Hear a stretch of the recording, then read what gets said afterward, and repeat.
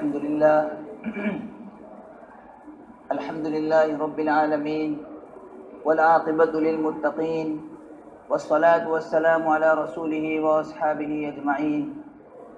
قال الله عز وجل في القرآن المجيد والفرقان الحميد: أعوذ بالله من الشيطان الرجيم، بسم الله الرحمن الرحيم. وأقيموا الصلاة وآتوا الزكاة واركعوا مع الراكعين. وقال الله في مقام آخر: والذين يكنزون الذهب والفضة ولا ينفقونها في سبيل الله فبشرهم بعذاب أليم. عن ابن عمر رضي الله تعالى عنهما أن رسول الله صلى الله عليه وسلم قال: بني الإسلام على خمس: شهادة أن لا إله إلا الله وأن محمدا عبده ورسوله، وإقام الصلاة، وإيتاء الزكاة، وحج البيت، وصوم رمضان، او كما قال صلی اللہ علیہ وسلم. میرے محترم بزرگوں اور دوستو، اللہ رب العزت نے اس دنیا کو بنایا اور اس دنیا کے نظام کو چلانے کے لیے اللہ رب العزت نے ایک نظام مقرر کر رکھا ہے کہ الحمدللہ رب العالمین، کہ ساری تعریفیں اس اللہ کے لیے ہے جو سارے جہانوں کا پالنے والا ہے. تو پالنے والی ذات جو ہے وہ اللہ کی ہے، بچہ دینے والی ذات اللہ کی ہے. اب وہ اللہ چاہے تو کسی کو لڑکیاں ہی لڑکیاں دے، یا وہ اللہ چاہے تو کسی کو لڑکے ہی لڑکے دے. وہ اللہ کی ذات ہے. بارش برسانے والی ذات یہ اللہ کی ہے. مردہ زمین سے سبزہ کو اگانے والی ذات اللہ کی ہے. سر سبز و شاداب کھیتیوں کو برباد کرنے والی ذات وہ اللہ کی ہے. اللہ ہی نے فرشتوں کو پیدا کیا، اللہ ہی نے جناتوں اور انسانوں کو پیدا کیا، اللہ ہی نے خیر کو پیدا کیا اور اللہ ہی نے شر کو پیدا کیا. اب اللہ پاک نے اس پوری دنیا کے نظام کو چلانے کے لیے ایک سسٹم فٹ کر رکھا ہے کہ اسی نظام کے تحت اللہ رب العزت اس دنیا کو چلاتے ہیں. وہ نظام ہے اسباب کا، کہ اس دنیا کے اندر جو کچھ بھی کام ہوتا ہے وہ اسباب کے دائرے کے اندر رکھ کر اللہ پاک اس کام کو پایہ تکمیل تک پہنچاتے ہیں.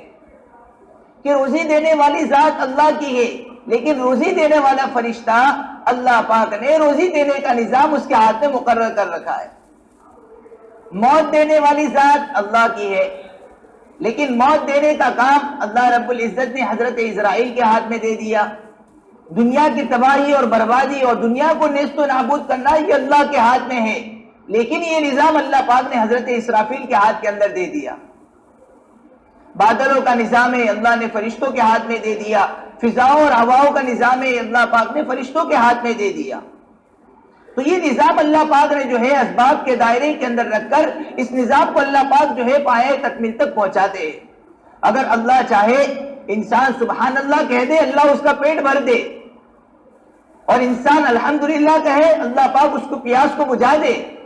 اور اللہ ایسا کر کے بتائے گا بھی، جب اس دنیا کا آخری وقت ہوگا اور اس دنیا کے اندر آخری جنگ ہوگی جو یہودیوں اور مسلمانوں کے درمیان ہوگی، دجالی لشکر اور عیسیٰ علیہ السلام اور سیدنا امام مہدی کے لشکر کے درمیان ہوگی، تو اس وقت حال یہ ہوگا کہ اس لشکر کے جو مجاہدین ہوگے اور اس کے جو سپاہی ہوگے، اب یہ کہاں غذا تلاش کرتے پھریں گے، کہاں کھیتی باڑی کریں گے؟ اللہ ان سے کہے گے کہ تم سبحان اللہ کہو، ہم تمہارا پیٹ بھر دیں گے. تم الحمدللہ کہو، ہم تمہاری پیاس کو بجھا دیں گے. تو اللہ یہ ثابت کر کے بتائے گا کہ ہم دنیا کے مسلمانوں کا اور انسانوں کا پیٹ بھرنے کے لیے ہم کھیت کھلیان کے محتاج نہیں ہیں، ہم بارش برسانے کے محتاج نہیں ہیں، ہم بادلوں کے محتاج نہیں ہیں. تو اللہ رب العزت نے یہ دنیا کو چلانے کے لیے ایک نظام اسباب کا جو ہے لگا کر رکھا ہے کہ انسانوں کی نسل بڑھے گی کیسے؟ کہ میاں بیوی کے تعلقات قائم ہو گئے، ازدواجی تعلقات قائم ہو گئے، شادی کے بندھن ہو گئے، اس کے ذریعے سے انسانوں کی نسل بڑھے گی. اگر تم کو اناج حاصل کرنا ہے، اگر تم کو غلہ حاصل کرنا ہے، تو تم کو کھیتی باڑی کرنی پڑے گی. تم کو محنت کرنی پڑے گی، لیکن ساتھ میں اللہ نے یہ بھی بتا دیا کہ اَأَنْتُمْ تَزْرَعُونَهُ أَمْ نَحْنُ الزَّارِعُونَ، کہ دیکھو کھیتی باڑی کرنے کے بعد کہیں یہ نہ سمجھ لینا کہ یہ کھیتیاں تم کو اناج دے رہی ہے، یہ کھیتیاں تم کو غلہ دے رہی ہے، اگر ہم چاہیں تو تمہاری اس سرسبز و شاداب کھیتی کو ہم طوفان کی نظر کر کے یا آگ کے اندر راکھ کر کے ہم جلا کر اس کو راکھ کر دیں گے۔ تو میرے دوستوں بزرگوں، اللہ رب العزت نے یہ نظام جو ہے فٹ کر کے رکھا ہے کہ اللہ پاک جو ہے اولاد کو پالتے ہیں ماں باپ کے ذریعے سے، اور بیوی کو پالتے ہیں شوہر کے نان و نفقے کے ذریعے سے۔ اگر ایک شوہر اپنی بیوی پر خرچ کرتا ہے تو یہ احسان نہیں کرتا، یہ اس کی ذمہ داری ہے۔ اگر ماں باپ اولاد پر خرچ کرتے تو احسان نہیں کرتے، یہ ماں باپ کی ذمہ داری ہے۔ جس طرح اللہ رب العزت اولاد کو پالتے ہیں ماں باپ کے ذریعے سے اور بیوی کو پالتے ہیں شوہر کے نان و نفقے کے ذریعے سے، اسی طرح اللہ رب العزت اس دھرتی کے غریبوں کو، بیواؤں کو، یتیموں کو اور مسکینوں کو پالتے ہیں اس زمین کے امیروں کے ذریعے سے۔ غریبوں کے ذریعے سے اللہ پاک، مالداروں کے ذریعے سے اللہ غریبوں کی روزی روٹی کو چلاتے ہیں۔ یہ احسان نہیں، یہ ذمہ داری ہے۔ اسی لیے تو فرمایا وَفِي أَمْوَالِهِمْ حَقٌّ لِلسَّائِلِ وَالْمَحْرُومِ، اے مالداروں جو صاحب نصاب ہو، یہ مت سمجھنا کہ تم غریب پر احسان کر رہے ہو، یہ مت سمجھنا، بلکہ ہم نے تمہارے مال کے اندر اس غریب کی روٹی کا ٹکڑا رکھا ہے، تمہارے چاول کے اندر اس غریب کی، اس بیوہ کی اور مجبوری کا حصہ ہم نے تمہارے چاول کے دانے کے اندر رکھا ہے۔ یہ مت سمجھنا کہ تم غریب پر احسان کرتے ہو، یہ مت سمجھنا تم اس پر احسان مت جتلانا، بلکہ اس غریب کا ہم پر احسان ہے کہ وہ ہمارے صدقات کو لے کر ہماری بلاؤں کو ٹالتا ہے، اور اس غریب کا اور فقیر کا ہم پر احسان ہے کہ وہ عذاب قبر کی آگ کو ٹھنڈا کر رہا ہے، اور یہی غریب اور یہی مسکین کہ جس کے حاجت کو آج ہم زکوٰۃ کا مال دے کر پورا کریں گے، کل قیامت کے دن اللہ کے دربار میں ہمارا ہاتھ پکڑ کر اللہ کے سامنے کہے گا، اے اللہ میں نے دنیا کے اندر اس کے سامنے آدھی روٹی بھیک کا سوال کیا تھا، اے اللہ میں نے اپنی بچی کی شادی کا اس کے سامنے سوال کیا تھا، اے اللہ اس نے میری بھوک مٹائی تھی، اے اللہ اس نے میری حاجت کو پورا کیا تھا، آج اے اللہ تو اس کی حاجت کو پورا کر دے۔ کل قیامت کے دن اللہ پاک اس غریب کی بات کو مان کر اس کی شفاعت کو قبول کرے گے۔ تو اس غریب کا ہم پر اتنا بڑا احسان ہے جو ہمارے صدقات کو لے کر کل قیامت کے دن اللہ کے دربار میں ہمارا ہاتھ پکڑ کر اللہ سے یہ کہے گا۔ اور پھر حدیث پاک کے اندر آگے یہ بھی ہے کہ جس طرح ایک مسکین دنیا کے اندر ایک مالدار کا ہاتھ پکڑ کر اس کے سامنے عاجزی کرتا ہے، اور ایک مالدار کے سامنے اپنے آپ کو ضرورت ظاہر کر کے اپنے آپ کو چھوٹا بنا کر اس کے سامنے اپنے آپ کو رکھتا ہے، تو اللہ رب العزت کل قیامت کی اس طرح سارے مسکینوں کو جمع کریں گے اور کہیں گے، مسکینوں آج تمہارے لیے خوشخبری ہے، تمہارے لیے اونچے اونچے درجات ہے، تمہارے لیے بشارت ہے۔ پھر عاجزی کے ساتھ اللہ ان مسکینوں سے کہیں گے، اے مسکینوں میں چاہتا تو تم کو دنیا کے اندر مال دے سکتا تھا، میں چاہتا تم کو دنیا کے اندر دولت دے سکتا تھا، تم دوسروں کے گھروں اور محلات کو دیکھ کر اپنی جھوپڑی پر راڑ اور آنسو کے قطرے ٹپکاتے تھے، تم دنیا کے اندر دوسروں کی پراپرٹی کو دیکھ کر اپنے چھوٹے سے جھوپڑے کے اوپر روتے تھے، میں چاہتا تم کو سب کچھ دے سکتا تھا، لیکن میں نے تم کو کم دیا تھا، کیوں؟ تاکہ آج میں تمہارے درجات کو بلند کروں، تمہارے مقام کو میں بلند کروں، اور تمہارے لیے میں اونچے اونچے درجات میں تم کو عطا کروں۔ اس لیے یہ یتیمی، یہ مسکینی، یہ کون سی کیا چیز ہے؟ اللہ کے نبی جناب محمد رسول اللہ صلی اللہ علیہ وسلم یوں ہی اپنی زندگی میں نہیں دعا مانگتے تھے، اللہ کے نبی اپنی پوری زندگی میں دعا مانگتے رہے، اللہم احیینی مسکینا وامیتنی مسکینا واحشرنی فی زمرۃ المساکین، اے اللہ مجھے مسکینی کی حالت میں زندہ رکھنا، مجھے مسکینی کی حالت میں موت دینا، اور قیامت کے دن مجھے مسکینوں کے ساتھ اٹھانا۔ اور اللہ پاک نے اپنے نبی کی یہ دعا پوری بھی فرمائی کہ آپ صلی اللہ علیہ وسلم دنیا سے کیسی حال میں جا رہے ہیں کہ صدیق اکبر رضی اللہ تعالیٰ عنہ گھر کے اندر آئے ہیں تو دیکھا کہ آپ صلی اللہ علیہ وسلم دنیا سے جا چکے ہیں، پردہ فرما چکے، اور صاحبزادی حضرت عائشہ رضی اللہ تعالیٰ عنہ گھر کے اندر موجود ہے، اور گھر کے اندر اندھیرا تھا، چراغ بھی نہیں جل رہا تھا، اندھیرا تھا کہ جس کے آنے سے کائنات کا ذرہ ذرہ اللہ پاک نے روشن کر دیا۔ آج وہ دنیا سے اس حال میں جا رہے کہ ان کے خود کے گھر کے اندر چراغ ہے لیکن اس کو جلانے کے لیے تیل نہیں ہے۔ صدیق اکبر گھر کے اندر آئے تو کہا کہ بیٹی عائشہ کیا حال کر رکھا ہے، کم سے کم چراغ کو تو جلا دیتی تاکہ آقا کا چہرہ آسانی سے دیکھ لیا جاتا۔ کہا اے میرے صدیق اکبر کو بیٹی عائشہ نے جواب دیا کہ کیا کروں، گھر کے اندر چراغ تو ہے لیکن جلانے کے لیے تیل نہیں ہے۔ آقا کئی دنوں سے سکرات کی حالت کے اندر تھے، لیکن یہ چیز تھی کہ غلہ اور اناج لانے کے لیے کوئی آدمی میسر نہیں تھا، کئی دنوں سے ہم کو بھوک ستا رہی تھی، اور افطاری کے اندر کھجور بھی میسر نہیں تھی، تو میں نے اور آپ کے دیگر ازواج مطہرات نے مشورہ کر کے کل جو ہے اس تیل کو افطاری کی خوراک بنا کر، کھجور بنا کر ہم نے اس کو ختم کر دیا، اور آج چراغ بجھانے کے لیے گھر کے اندر تیل موجود نہیں تھا۔ تو اللہ پاک نے آپ صلی اللہ علیہ وسلم کی دعا بھی پوری فرما دی کہ مجھے مسکینی کی حالت میں دنیا سے بلانا اور مجھے مسکینی کی حالت میں موت دینا۔ تو اللہ رب العزت نے امیروں کے مال کے اندر جو صاحب نصاب ہے ان کے مال کے اندر غریبوں کا حق لگا کر رکھا ہے کہ ان کے ذریعے سے اللہ پاک اس غریبوں کی روزی روٹی کو چلاتے ہیں۔ یہ سارا نظام جو ہے اللہ نے طے کر کے رکھا ہے۔ نماز ہے، نماز یہ بندے اور اللہ کے درمیان تعلق کو پہناتی ہے، تعلق کو پیدا کرتی ہے۔ نماز کے بعد زکوٰۃ کا حکم ہے، یہ نماز جو کہ بندے اور اللہ کے درمیان تعلق کو بناتی ہے، لیکن زکوٰۃ جو ہے یہ محبت پیدا کرتی ہے۔ اسلام نے زکوٰۃ کا ایک ایسا نظام مسلمانوں کو دیا ہے کہ اگر سارے امیر مسلمان اگر حقیقی معنی میں زکوٰۃ نکالنے پر آ جائے، کوئی مسلمان اس دنیا کے اندر اس دھرتی کے اوپر کوئی مسلمان غریب نہیں رہ سکتا۔ ایسا نظام اور ایسا قانون زکوٰۃ کی شکل میں اللہ پاک نے مسلمانوں کو عطا فرمایا ہے۔ تو یہ زکوٰۃ جو کہ محبت پیدا کرتی ہے، اور چونکہ جب بندہ مال نہ لگائے تو محبت پیدا نہیں ہوتی۔ جہاں پیسہ لگتا ہے تو وہاں محبت پیدا ہوتی ہے، اور جہاں پیسہ نہیں لگتا وہاں پیار پیدا نہیں ہوتا۔ ایک فرد اللہ کے نبی کی خدمت میں آئے اور کہا یا رسول اللہ مجھے موت سے ڈر لگتی ہے۔ اللہ کے نبی نے کہا پیسہ ہے؟ تو کہا کہ ہاں ہے۔ کہا اس کو اللہ کی راہ میں لگا دو، اس لیے کہ جہاں پیسہ جائے گا وہاں دل بھی جائے گا۔ جب تم اس کو اللہ کی راہ میں آگے بھیج دو گے تو تمہارا آگے جانے کو دل چاہے گا۔ تو پیسہ ہے۔ آج کا امت کا مالدار طبقہ یہ بخیل ہو گیا، اور اللہ کے ناراض ہونے کی نشانی ہے کہ جب اللہ ناراض ہوتا ہے تو پیسہ بخیلوں کے ہاتھ میں دیتا ہے، اور جب اللہ راضی ہوتا ہے تو پیسہ سخیوں کے ہاتھ میں دیتا ہے۔ یہ اللہ کے ناراض ہونے کی نشانی ہے کہ پیسہ بخیلوں کے ہاتھ میں چلا گیا، اور یہ اللہ کے راضی ہونے کی نشانی کہ پیسہ سخیوں کے ہاتھ کے اندر ہوگا۔ بخیل ایک ہوتا ہے، دیکھو قرآن نے دو الفاظ استعمال کیے، اور عربی کے اندر اس کی تشریح کرنے والوں نے اس کی تشریح بھی کی ہے۔ ایک ہوتا ہے بخیل، اور ایک ہوتا ہے بخیل کا بھی پردادا، اس کو کہتے ہیں شحیح۔ دو الفاظ قرآن نے استعمال کیے، وَمَن يُوقَ شُحَّ نَفْسِهِ وَأَمَّا مَن بَخِيلَ۔ ان دونوں میں بہت بڑا فرق ہے۔ ایک ہوتا ہے بخیل، اور ایک بخیل کا بھی پردادا جس کو شحیح کہتے ہیں عربی زبان کے اندر۔ بخیل کس کو کہتے ہیں؟ بخیل اس کو کہتے ہیں کہ جو اپنی ذات پر تو خرچ کرتا ہے، اپنے گھر والوں پر بھی خرچ کرتا ہے، اپنی اہل و اولاد کے اوپر بھی خرچ کرتا ہے، لیکن دوسروں کو دینے کے لیے اس کے پاس کچھ نہیں ہے۔ وہ غریبوں پر خرچ نہیں کرتا، وہ زکوٰۃ کے ذریعے اپنا مال فقراء کے درمیان تقسیم نہیں کرتا، اور وہ محتاجوں کو تک اس کا مال نہیں پہنچاتا۔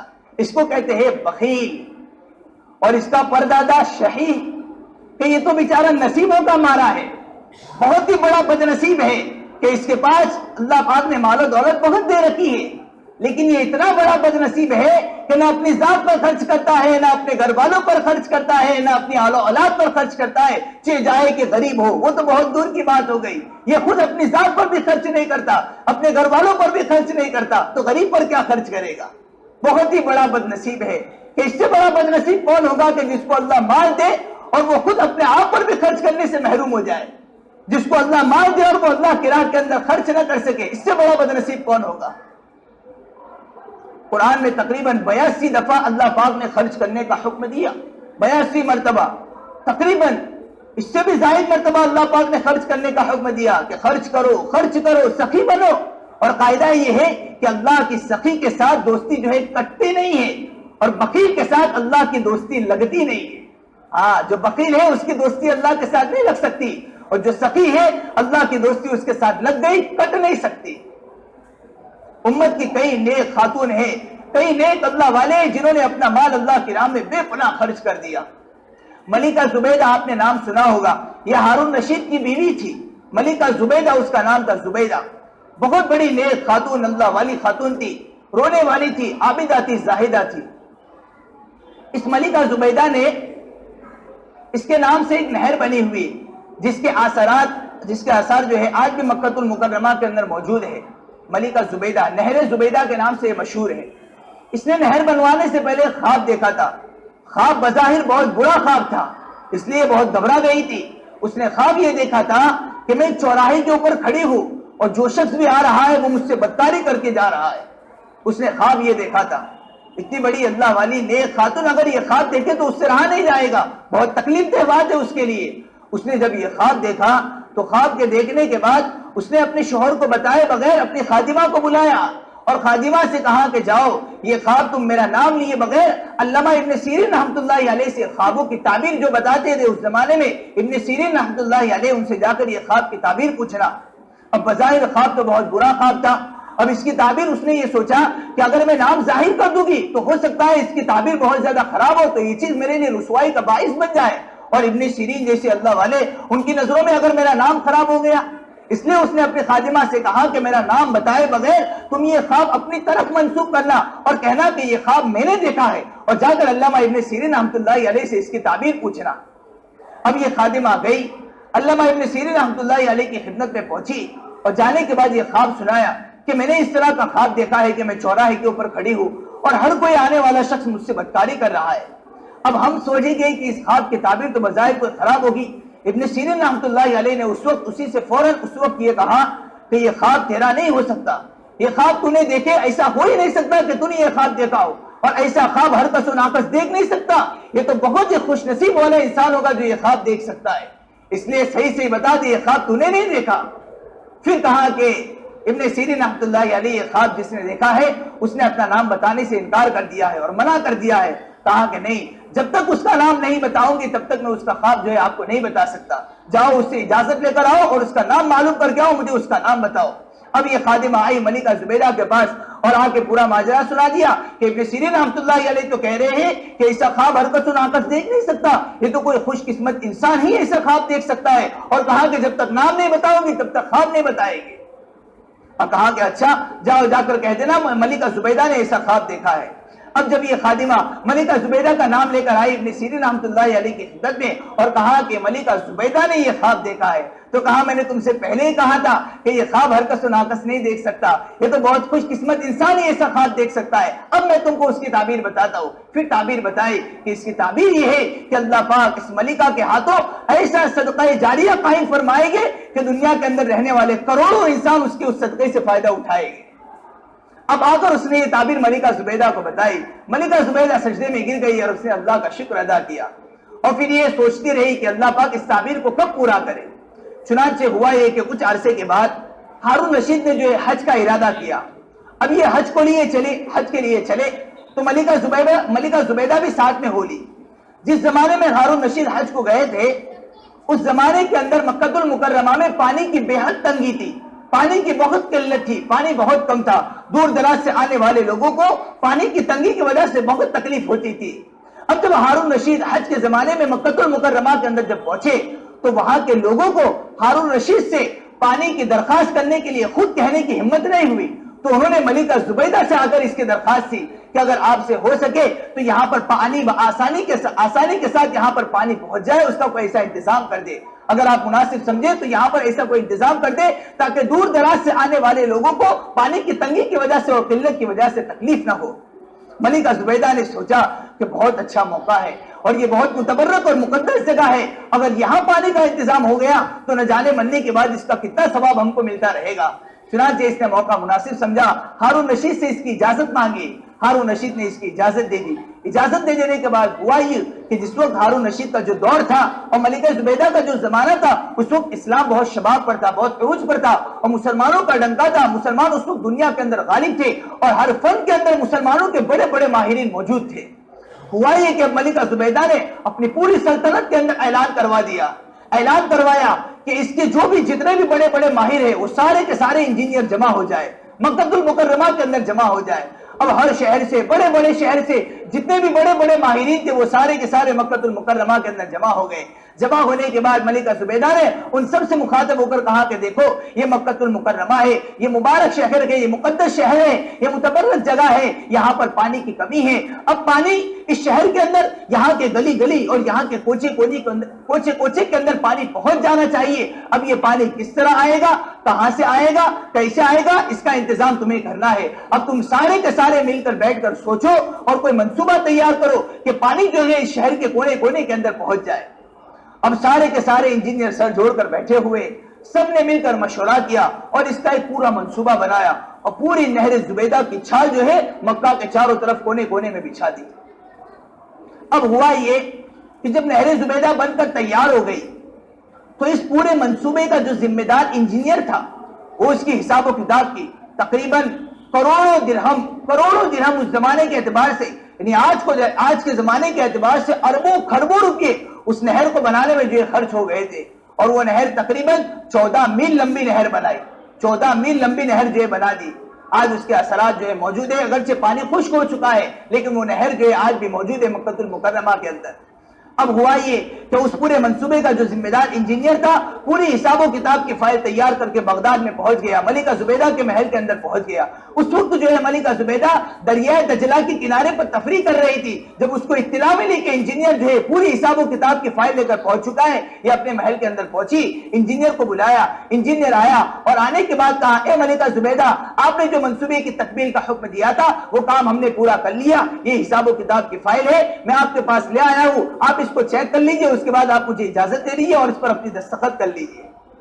پھر اس کے بعد ملکہ زبیدہ نے اس فائل کو اپنے ہاتھ میں لیا، اس پر دستخط کی، اور دستخط کرنے کے بعد اس کو درمیان سے پوری فائل کو پھاڑا اور چاک کر کے اس کو دریائے دجلہ کے اندر پھینک دیا اور کہا کہ ترکت الحساب اليوم الحساب، ہم نے آخرت کے دن کی وجہ سے یہاں کے حساب کو ہم نے چھوڑ دیا، ہم اس کا کوئی تم سے معاوضہ نہیں مانگتے، جاؤ، ہم نے اللہ کی خاطر یہ کام کیا، صدقہ جاریہ کر دیا۔ تاریخ گواہ ہے کہ کئی کروڑوں انسان اس نہر سے جو ہے فائدہ اٹھاتے رہے۔ اب اس سب کا ثواب کس کو ملا؟ یہ ملکہ زبیدہ کے نامہ اعمال میں جاتا رہے، ان سب کا ثواب جو ہے ملکہ زبیدہ کو ملتا رہا۔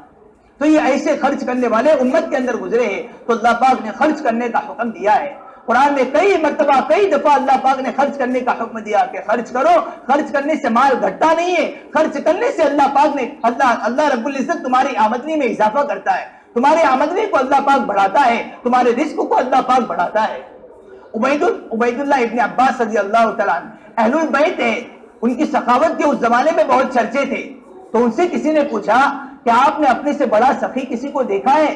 کہا کہ ہاں، میں نے اپنے سے بڑا سخی ایک بدو کو دیکھا ہے۔ کہاں پر دیکھا؟ کہا ایک مرتبہ میں جا رہا تھا، سفر پر تھا، اور کڑاکے کی بارش شروع ہو گئی، میں صحرا میں تھا اور مجھے سایہ والی چیز کوئی نظر نہیں آ رہی تھی، مجھے ایک بدو کا گھر نظر آیا، میں فوراً اس بدو کے گھر پر چلا گیا، میرے ساتھ ایک اور آدمی تھا، ہم دونوں اس بدو کے گھر پر چلے گئے اور ہم نے کہا ہم پردیسی ہے، مسافر ہے، ہم جو کڑاکے کی بارش کی وجہ سے ہم نے یہاں پر ٹھہرنے کا کوئی سامان نہیں پایا، ہم یہاں آپ کے گھر پر رکے ہوئے، اب آپ ہماری مہمانی کا انتظام کر دیجئے۔ اس بدو نے ہماری مہمان نوازی اس طرح شروع کی کہ پہلا دن تھا، اس نے پورا اونٹ ذبح کیا، پورا اونٹ ذبح کرنے کے بعد اونٹ کا گوشت ہمارے سامنے لا کر پیش کر دیا۔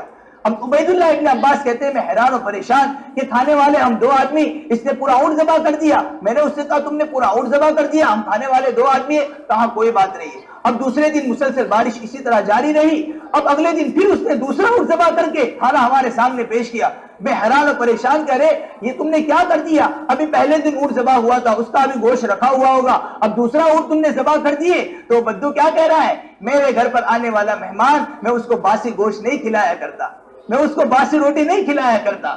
عبید اللہ ابن عباس فرماتے ہیں میں 7 دن مسلسل اس کے گھر پر رکا رہا، وہ ہر دن نیا اونٹ ذبح کر کے مجھ کو کھلاتا رہا۔ اب ایک آدمی کتنا گوشت کھائے گا؟ 1 کلو کھائے گا، 2 کلو کھائے گا؟ میں نے اس کو کہا تم نے اتنا سارا گوشت کہاں رکھا؟ کہا وہ ہم اس کو سکھا کر کام میں لے آئیں گے، لیکن میرے گھر پر آنے والا مہمان باسی روٹی نہیں کھایا کرتا۔ اس کے بعد یہ دیکھا کہ جب 7ویں دن بارش رکی تو وہ بدو گھر سے باہر نکلا ہوا تھا۔ عبید اللہ ابن عباس نے اپنے خادم سے کہا تمہارے پاس کچھ ہے؟ کہا 3000 دینار ہے۔ کہا اس کو گھر کے اندر ان کی بیگم کے حوالے کر دو۔ جب بیگم کے حوالے وہ دینار کیے اس نے لینے سے انکار کر دی۔ کہا جب ہم مہمان کو کھانا کھلاتے اس کا عوض ہم نہیں لیتے، ہم اپنی مہمانی کو بیچا نہیں کرتے، ہم اس کا پیسہ نہیں لیتے۔ یہ کہہ کر بیگم نے پیسہ لینے سے انکار کر دیا اور پھینک دیا۔ اب خادم نے آ کر بتایا کہ حضرت اس نے تو پیسہ لینے سے انکار کر دیا۔ کہا اچھا ایک کام کرو، جاؤ تم دروازے سے جا کر چپکے سے پیسہ اندر ڈال دو، فوراً چلے آؤ۔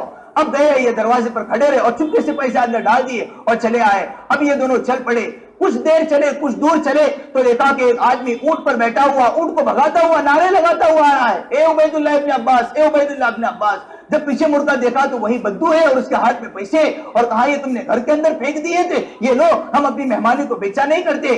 تو پھر عبید اللہ ابن عباس نے کہا کہ سنو اگر تم سخی ہو تو میں اہل البیت ہوں، میں بھی اس احسان کا بدلہ چکا کر رہوں گا۔ پھر اس بدو نے کہا کہ اچھا تم اہل البیت ہو یا جو بھی ہو، یہ نیزہ بھی میرے ہاتھ میں ہے، میں اس کے ذریعے تم پر وار کر دوں گا، یہ پیسہ پکڑو جلدی سے۔ عبید اللہ ابن عباس کے واقعی میں ڈر گئے، واقعی میں ڈر گیا اور پیسہ میں نے اس کے پاس سے لے لیا۔ پھر کہتے ہیں عبید اللہ ابن عباس کہ میں نے اپنے سے بڑا سخی اس بدو کو دیکھا ہوں۔ تو اللہ پاک نے اس امت کے مالدار ترین طبقے کے اوپر اور صاحب نصاب مسلمانوں کے اوپر اللہ پاک نے زکات کو فرض کیے. یہ مسلمان اگر زکات نکالنے پر آ جائے تو میرے دوستو امت کا مسلمان کوئی بھی غریب نہیں رہ سکتا. یہ ایسا نظام اور ایسا قانون اللہ پاک نے مسلمانوں کو دیا ہے. کئی دفعہ اللہ پاک نے خرچ کرنے کا بھی حکم دیا اور زکات کے تو ہر صاحب نصاب مسلمان کے اوپر فرض ہے. اگر زکات کا 1 روپیہ بھی اگر ہماری دوسری آمدنی کے اندر آ گیا اللہ پاک پورے پیسوں کی برکت کو ختم کر دیتا ہے. اب وہ پیسہ گھر کی ضروریات میں استعمال نہیں ہوگا, ادھر ادھر بھیجا بے فضول جگہوں پر اللہ پاک تمہارا وہ پیسہ لگا دے گا.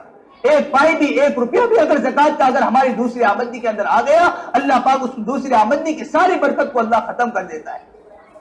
ہاں میرے دوستو, جب زکات نہیں نکلتی پھر امت کی غریب بچیاں اور امت کی غریب بیٹیاں یہ اپنی عزتوں کو سرے بازار نیلام کرتی ہے. ہاں پھر ان کے ماتھے پر طوائف کا داغ لگتا ہے, طوائف کا ڈبہ لگتا ہے. ہاں کتنی بچیاں ہیں جنہوں نے پیٹ کے خاطر اپنی عزت کو بیچ دیا, پیٹ کے خاطر اپنی آبرو کو بیچ دیا اور سرے بازار اپنی عزت کو انہوں نے نیلام کر دیا. اس کا میرے محترم دوستوں بزرگوں اس کی پوچھ تاچھ اس کا جواب کل قیامت کے دن ہمیں اللہ کو دینا پڑے گا.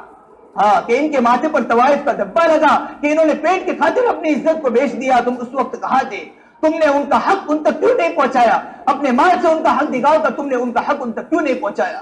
کتنی غریب بچیاں ہیں کہ کتنی غریب بچیاں ہیں کہ جن کے ہاتھوں اور پیروں کے اندر گھنگرو لگ گئے اور ان کو نچانے والا کوئی اور نہیں مسلمان ہے. اور انقریب اللہ پاک دکھا دے گا کہ ان کو نچانے والا مسلمان ہے. جب اللہ پاک آنکھوں سے پردہ ہٹائے گا تو پتہ چل جائے گا کہ ان کو نچانے والا کون ہے. کہ گھنگرو باندھ کر پھرنے والی اور عزتوں کو سرے بازار نیلام کرنے والی وہ مجرم تھی یا گھنگرو کی چھن چھن سننے والا وہ مجرم تھا؟ کہ ان کو نچانے والا کوئی اور نہیں مسلمان ہے. کہ کتنی غریب بچیاں ہیں پیٹ کی خاطر اپنی عزتوں کو انہوں نے سرے بازار نیلام کر دیا. بنی اسرائیل کے اندر ایک نوجوان تھا کفل اتنا بڑا ماردار کہ ہر رات روزانہ ہر لڑکی کو بدکاری کے لیے اپنے ساتھ اپنے گھر پر لاتا تھا. ایک مرتبہ ایک لڑکی کو لایا 60 دینار کے اندر خرید کر لایا. اب جب لڑکی کو لا کر کمرے میں بند کیا اور جب کچھ دیر کے بعد وہ اندر کمرے میں داخل ہوا تو دیکھا کہ لڑکی نے رو رو کر اپنا برا حال کر دیا اور آنسوؤں سے تر ہو چکی ہے. کہا بی بی کیوں رو رہی ہو؟ میں نے تو ڈیل کر کے تم کو خریدا ہے, 60 دینار تمہارے دے کر تم کو میں نے خریدا ہے اور تم رو رہی ہو, کیا بات ہے؟ کہا کہ دیکھو میں طوائف نہیں ہوں, میں بازاری عورت نہیں ہوں, میں عزت دار ہوں, لیکن پیٹ کی خاطر میں نے اپنی عزت کو بیچا ہے, پیٹ کی خاطر میں نے اپنی عزت کو بیچا ہے. اس کے آنسوؤں کو دیکھ کر کفل سے رہا نہیں گیا, اس کی آنکھوں سے آنسو بہ گئے اور کہا کہ بی بی جا, آج سے تو میری بہن ہے, جس عزت کے ساتھ تو آئی تھی اسی عزت کے ساتھ واپس چلی جا. جو پیسے میں نے تم کو دیے تھے وہ تمہارے لیے ہدیہ ہے, جاؤ اپنی غربت کو مٹاؤ. تیرے آنسوؤں کے طفیل آج کفل توبہ کرتا ہے. اب اس نے توبہ کر لی, اب یہ تو چلی گئی, پیچھے مڑ کر دیکھا تو کفل کا انتقال ہو گیا. اگر کچھ دیر پہلے وہ مرتا اور اس کی میت ملتی تو اس کے جنازے کے اندر نہ آتا. پوری زندگی بدکاری کے اندر گزار دی, پوری زندگی زنا کے اندر گزار دی, آخری وقت بھی مرا ہے تو زنا کرتے کرتے مرا ہے, زنا کے کام سے بچ گیا. لیکن اللہ پاک نے اس کی توبہ پر اس کو کیا مقام عطا فرمایا؟ ایسا مقام عطا فرمایا کہ اب اس کے جنازے کے اندر پیچھے حضرت موسیٰ علیہ السلام کھڑے ہیں. اور پھر یہ مقام عطا فرمایا کہ صبح اٹھ کر لوگوں نے جب اس کے گھر کے دروازے کو دیکھا تو لکھا ہوا تھا ان اللہ قد غفر للکفل, اللہ پاک نے کفل کی مغفرت کر دی. تو میرے دوستو امت کے صاحب نصاب طبقے کے اوپر اللہ پاک نے زکات کو فرض کیا ہے. یہ زکات فرض ہے ہر صاحب نصاب مسلمان طبقے کے اوپر, اس لیے کہ ان غریبوں ہمارے اس مال کے اندر غریبوں کا حق ہے, بیواؤں کے حق ہے, ہم ان کا حق ان تک پہنچانے کی صحیح سے فکر کریں اور حساب لگا کر اپنا پورا مال جتنا زکات کے اندر نکلتا ہے ہو سکے تو بیک مشت, ہو سکے تو پورے سال کے اندر تھوڑا تھوڑا کر کے کسی غریب کی ضرورت کو ہم پورا کریں. اللہ پاک کئی سنی باتوں پر عمل کرنے کی توفیق عطا فرمائے. وآخر دعوانا الحمدللہ.